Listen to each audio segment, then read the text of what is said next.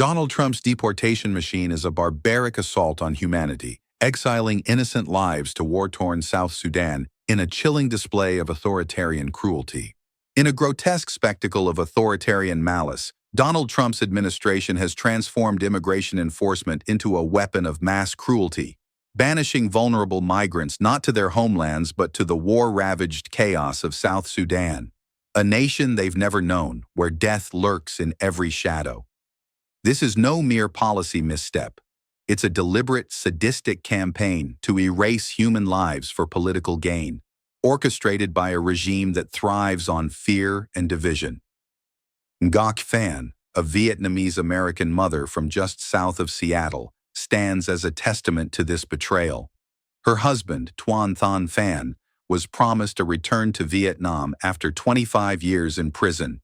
Instead, he was shackled, deceived, and cast into a void of violence, one of at least 8 men exiled to a land synonymous with peril. Trump's deportation machine is not just breaking families, it's shattering the very principles of justice, legality, and humanity, leaving a trail of devastation that demands resistance. The betrayal unfolded in the dead of night, a clandestine operation shrouded in secrecy. Without warning, ICE whisked Tuan from detention, offering no call, no legal update, no chance to say goodbye.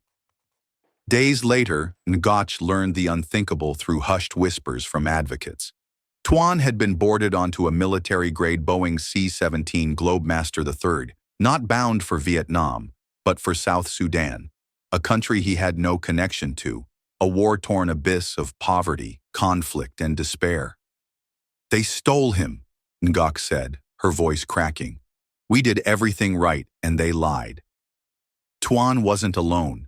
The flight carried at least 7 other men, hailing from Burma, Laos, Mexico, Cuba, each misled about their destination. Initially told South Africa, they were rerouted to one of the world's most dangerous nations, a move so reckless it defies comprehension. This wasn't deportation, it was exile, a deliberate act of cruelty that exposes the Trump administration's contempt for human lives. The C-17's departure from Biggs Army Airfield in El Paso was a chilling display of military precision turned against the vulnerable. Typically reserved for defense operations, the aircraft's cavernous hold became a prison for men like Tuan, shackled and deceived. ICE's justification, delivered with cold arrogance by acting director Todd Lyons, was that countries like Vietnam, Cuba, and Mexico had refused to accept deportees with criminal records. "We're done letting murderers and predators roam free," Lyons declared, painting the men as irredeemable threats. But the truth is far uglier. Tuan, who served 25 years for a single tragic act, had no ties to South Sudan. Neither did the others, some of whom spoke no English and received conflicting notices mere hours before the flight. The State Department's own travel advisory warns of South Sudan's armed conflict, violent crime, and kidnappings. Yet Trump's ICE saw fit to dump human beings into this chaos, prioritizing political optics over lives. This policy is not just immoral, it's illegal, a flagrant violation of federal court orders and international law. In April 2025, Massachusetts federal judge Brian Murphy issued a clear injunction: no third-country deportations without 15 days' notice, a hearing, and translation in the deportee's language. Yet, on May 20, 2025, ICE defied this ruling, rushing Tuan and others onto the C-17 with less than 17 hours warning. Some, like a Burmese man identified as KL, were denied interpreters. Others, like Tuan, received no chance to contest their destination. "This is unconstitutional," Judge Murphy thundered, labeling ICE's actions unquestionable grounds for contempt. Immigration attorneys, led by figures like Matt Adams of the Northwest Immigrant Rights Project, erupted in outrage. "These men served their sentences," Adams told NPR. "To exile them to a war zone where they face torture or death isn't justice, it's vengeance, pure and simple." The flight's detour to Djibouti, where the men are now held at a U.S. military base, only underscores the administration's lawlessness. The South Sudan scheme is no accident but a calculated escalation in Trump's war on immigrants. For years, the administration has pushed third-country agreements, seeking dumping grounds for deportees rejected by their home nations. Vietnam, under a 2020 agreement, accepts only post-1995 arrivals.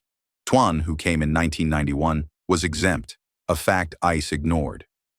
Cuba and Venezuela, citing diplomatic tensions, have also refused returns, prompting Trump to explore rogue destinations like Libya and South Sudan. "The further away, the better," Secretary of State Marco Rubio quipped, revealing a chilling disregard for human rights.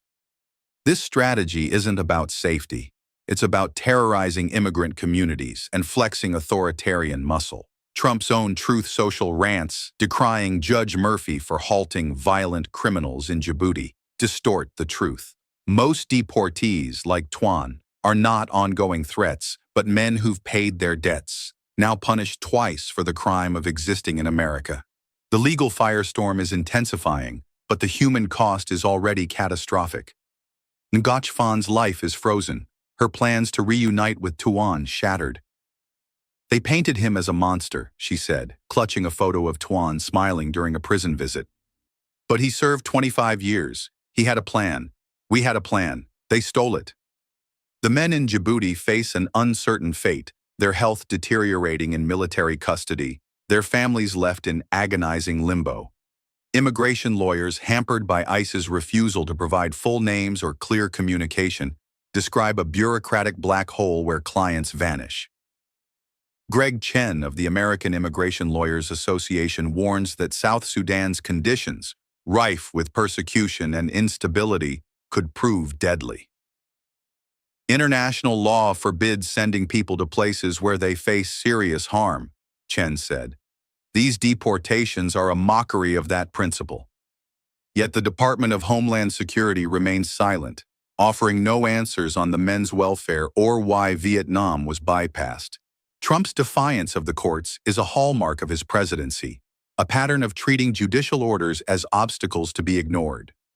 Federal judges nationwide have rebuked the administration for denying migrants due process, from Libya flights to the misuse of the 1798 Alien Enemies Act against Venezuelans.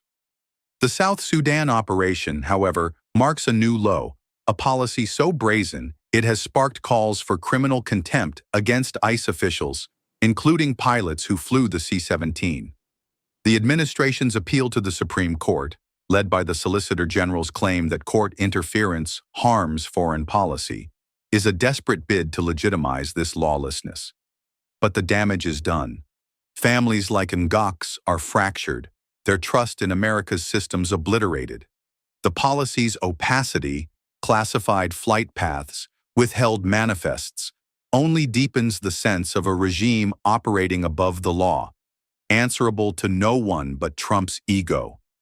This is a crisis of America's soul, a test of whether the nation will tolerate a presidency that exiles the vulnerable to war zones for political points. Ngoc Phan's story is a rallying cry, a reminder that behind every deportation is a human life, a family torn apart.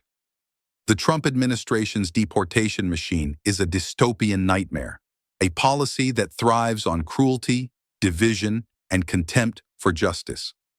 As lawsuits mount and advocates rally, the fight to stop these atrocities is far from over. But one truth is undeniable. Trump's vision of America, one that discards people like Tuan Thanh Phan to oblivion, is a betrayal of everything the nation claims to stand for. Resistance is not just necessary, it's urgent. The lives of Ngoc Tuan and countless others demand it. Ngoc Phan's world was meticulously planned. In her modest home, she folded Tuan's clothes with care, packing a cell phone, cash, and documents for his deportation to Vietnam. Family in Ho Chi Minh City awaited his arrival, ready to help him rebuild. Ngoc, 40, had even begun preparing to join him in a few years, her hope tempered but resolute. Everything was set, she told reporters, her voice heavy with betrayal. ICE confirmed Vietnam. We spoke to officers, filled out every form, coordinated with relatives. There was no hint of another destination. Tuan, a former green card holder, had served his sentence for a 2000 gang-related shooting that left one dead, a tragedy that cost him his legal status in 2009. The Fons accepted his deportation as the price of his past, expecting a return to his birth country. But on March 3, 2025, as Tuan stepped out of Coyote Ridge Correction Center, ICE agents were waiting, not to send him home, but to vanish him into a nightmare orchestrated by Trump's ruthless agenda.